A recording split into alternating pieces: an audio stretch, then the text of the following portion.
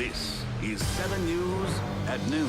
Now at noon, a busy day on the president's agenda, and there could be another significant staff shakeup inside the White House. CNN reporting that Chief of Staff John Kelly is expected to resign in the coming days. But that's just the first of several potential bombshells that we're expecting before the end of the day, with significant developments also expected in the Russia investigation. 7's Sharmin Sacchetti is here in the newsroom with the very latest. Sharmin.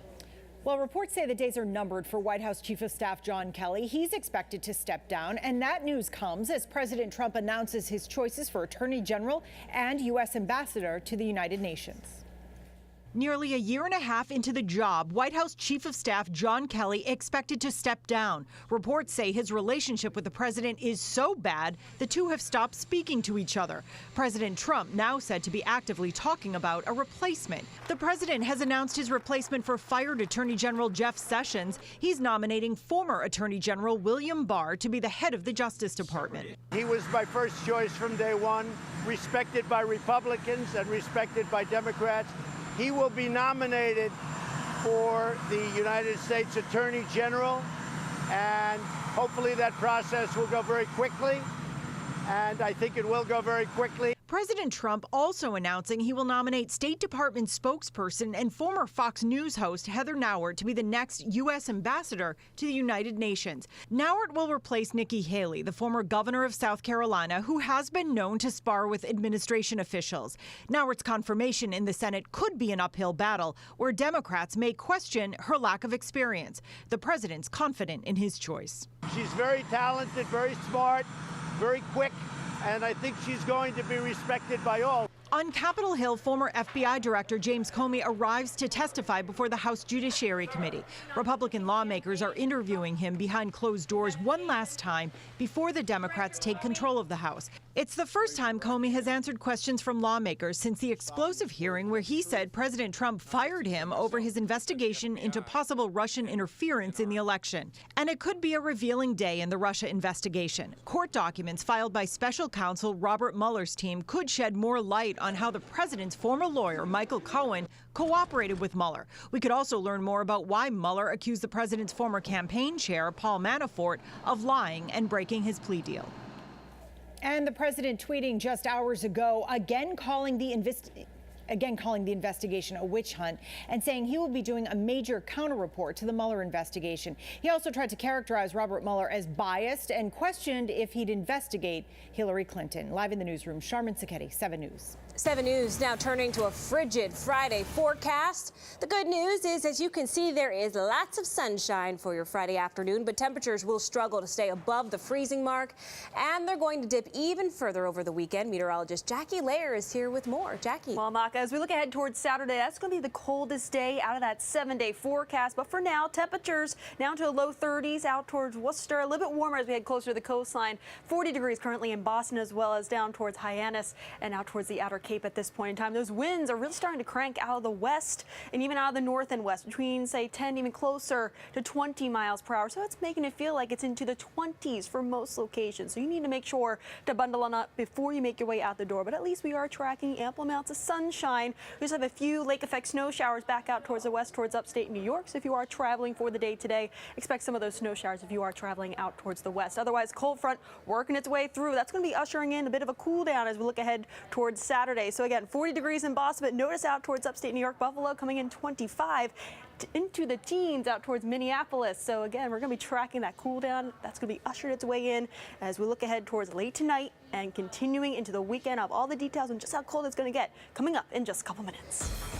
On Just One Station, we're talking to the father of the Woburn Middle School student who police say was stabbed by another classmate. 7's John Coco was live at Kennedy Middle School this afternoon with more on the victim's injuries. John. Yeah, exactly, Amaka. We spoke with the father of the boy that was stabbed. He didn't want to go on camera, but he did give us some details as to what happened here at the middle school yesterday. Woburn police back at John F. Kennedy Middle School Friday morning. Today, they're welcoming students in after what was a scary start to school the day before. That's when police say a 12-year-old student was stabbed by an 11-year-old. The father of the 12-year-old tells 7 News his son was stabbed 5 times in the side and has small puncture wounds. He says his son spent all of yesterday at the hospital. He's expected to be okay. Police say the boys got into a fight, and the 11-year-old had a small knife hidden. That student was taken into custody. The school was locked down for a period of time while police investigated. They say the attack wasn't random and was just between the two boys. And the 11-year-old involved could face discipline from the school district. That's the latest live here in Woburn. John Coco, 7 News. Police in Brockton investigating after a wild wreck. A car slammed into a bank and then flipped over. It happened early this morning on Oak Street. The driver was rushed to the hospital, and crews have been working to get all of that damage cleaned up. 7's Nicole Oliverio was live in Brockton with the very latest. Nicole? And there's still a lot of damage. Customers obviously coming by this morning realizing that they can't make any big transactions. You can see all the debris, the splintered wood, and the large gaping holes still wide open here at Webster Bank. Daylight reveals the damage. Debris scattered across the front of this building. Hours earlier, a crumpled car slowly pulled out of the bank it crashed into. This car was upside down and backwards into the building. Just after 2:30 this morning, a driver somehow lost control and ended up inside this Webster Bank in Brockton. It appears he was coming down Oak Street and missed the turn and struck the building and ended up inside the building upside down. Firefighters using several tools to get the driver out of the mangled car. The driver was alert when we arrived on scene, still located in the front seat of the vehicle. The damage to the building substantial. Firefighters say the impact sent projectiles and debris at least 15 feet into the building. The car towed from the scene. Splintered wood and insulation lay out front the bank's entrance, which has been left wide open. Cars hit buildings a lot lately, distracted driving and whatnot, but this was, and usually it's a minor thing. This was a substantial amount of damage. A lot of damage and a lot of cleanup. It's unclear when the bank will be able to reopen. Police are still investigating. We know the driver had to be rushed to the hospital. He actually ended up being airlifted to a Boston hospital. Police tell us that they are still investigating exactly what happened. That's latest live in Brockton. Nicole Oliverio, 7 News. Also on 7, crews back out at the scene of a disturbing discovery in Lynn. A man who was walking his dog found a burned body. 7's Steve Cooper is live now in Lynn with more on the investigation this afternoon. Steve? Right, those investigators have now come and gone from Fry Field. They were here for several hours earlier this morning looking for additional clues into exactly what happened here and why. But at the moment, they are unable to identify the victim, and they need the public's help. A bouquet of flowers left at the field here in Lynn off Walnut Street following the disturbing discovery of a body. The district attorney says it was a man out walking his dog yesterday afternoon who noticed the burned body in the woods near the baseball field. Just finding something like that it's spooky and weird. Angela Donahue runs a dog walking business. She says everyone's pretty rattled by what's happened. Generally, we don't worry too much about our safety just because we do have rather large dogs by our side when we're walking. Sources say the victim is a man. Beyond that, police were back on the scene today trying to determine exactly what happened here and why. Very scary, very sad. I mean, it's the holidays, and for family to lose their loved one, and for whatever circumstance this happened, it's very sad to me. State police, along with Lynn police, working together through the night, searching for clues and hoping someone who knows what happened comes forward. For now, residents are anxious and on edge. It's really quiet. You know, the kids are out here all the time, especially in the summertime, playing sports and soccer and whatnot, and I'm shocked. The crime scene tape has now been taken down. Investigators are hoping that autopsy results will help them identify the victim and determine exactly what happened here and why. We're live in Lynn this afternoon. Steve Cooper, 7 News. There's more news today. One person killed in a crash in New Hampshire. Nashua police say that the accident involved several parked cars, multiple trees, and a building. The driver died at the scene there. And police are investigating after a train slams into a car in Lincoln overnight. It happened near Old Sudbury Road. Police say that the car got stuck on the tracks after a mechanical problem. You can see there that the car is heavily damaged. No one was inside at the time of the crash. Caught on camera, a chain reaction crash in Roslindale now. Surveillance video showing the moment an MBTA bus slammed into a car and the collision sending that car right into the crosswalk. 7's Carrie Corrado has the story. A chain reaction crash caught on camera in Roslindale. This is the shocking moment an MBTA bus hits the back of a red car. That car then sliding into a pedestrian. The red car, he cannot control the brake. Or the bus hit too much pressure, and that's why maybe it's something it happens. This dangerous drive all unfolding at the intersection of Canterbury Street and Hyde Park Avenue Thursday afternoon. Transit police say the driver of the red car quickly hit the brakes after spotting the pedestrian. After the sudden stop, the bus hit the back of the car, pushing it into the pedestrian, and a Ford Escape stopped at the light. Witnesses say the bus driver appeared upset. Oh yeah, she's very, very upset. She's come out running, go inside, come out, go inside the bus. The man who was hit remained on his feet after bouncing off the car in the crosswalk. He just sit down and he cannot talk with nobody, people coming, talking with him. I just stand up in front of my store and I looking everything. And the ambulance coming, take it right away. Transit police say 4 other people were treated by medics, but are not seriously hurt. The police were directing traffic to the right. You couldn't go straight.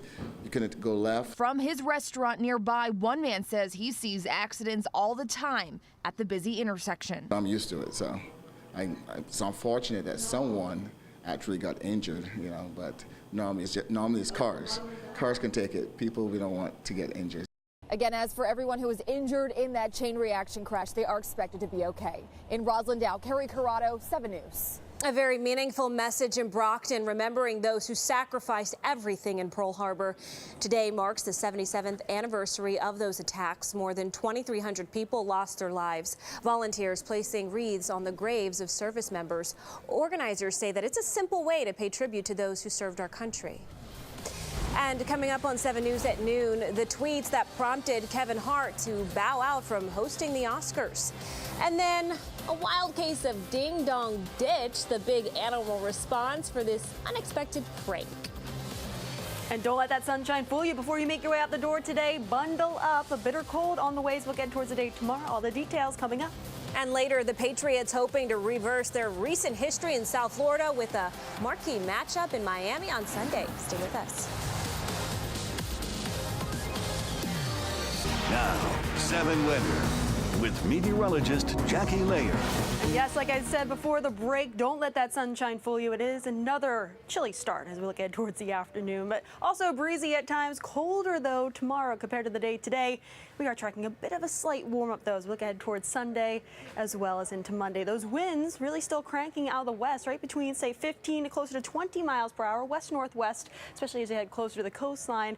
That's making it feel like it's into the 20s, but actual air temperatures right now, right around 40 degrees for Boston and Plymouth. A little bit cooler as we head farther towards the north and west, with temperatures now into the low 30s as we head out towards Fitchburg, the Route 2 corridor. A little bit cooler out there. But as we head to the current weather map, just a couple of snow showers sliding their way through. Those are lake effect snow showers out towards our north and west. We're still tracking ample amounts of sunshine for our Friday. Just this cold front is pushing its way through, meaning we're going to be seeing a bit of a cool down, especially as we look ahead towards the day tomorrow. But for our afternoon, by 2 p.m., temperatures still remaining mid-upper 30s for most. Still a couple clouds here and there, mainly along the immediate coastline. Otherwise, ample amounts of sunshine through the rest of this afternoon into sunset. Sunset around 4 p.m. By 7 p.m., temperatures will start to tumble back into the upper 20s by then. Looking at towards overnight tonight into tomorrow morning, we're going to be starting off with some locations into the single digits, otherwise into the teens to kick off our Saturday morning. By 7 a.m., temperatures upper teens out towards Fitchburg and Worcester, low 20s as we head closer to the coastline. So for the day today, cold and breezy, but still mostly sunny. Temperatures ranging into the low 30s, otherwise low 40s as you head closer to the coastline. But it's those wind chills with those winds out of the west-northwest. The wind chills making it feel like it's into the 20s for most of the day. Mostly clear and cold through the overnight hours tonight. We're going to be seeing those overnight lows back into the single digits to right around the mid to upper teens. So you will need to make sure to bundle up for any of those plans later on this evening and as we look ahead towards tomorrow morning.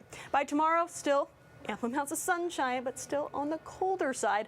Temperatures only ranging into the upper 20s to low 30s, so it will be a bitter cold start to our weekend, but at least we are tracking a gradual warm up as we look ahead towards Sunday and Monday. Here's a look ahead towards the rest of that 7-day forecast. So near 40 today, but still on the breezy side. Upper 20s for Saturday for high temperatures, mid 30s on Sunday. That will continue into Monday before we see another cool down as we get towards Tuesday with highs into the upper 20s yet again. But then we're finally back into the 30s as we look ahead towards Wednesday and Thursday. So unseasonably cool through most of that 7-day forecast. Also on 7. I've said who I am now versus who I was then. I've done it. I've done it. I'm not going to continue to go back and tap into the days of old.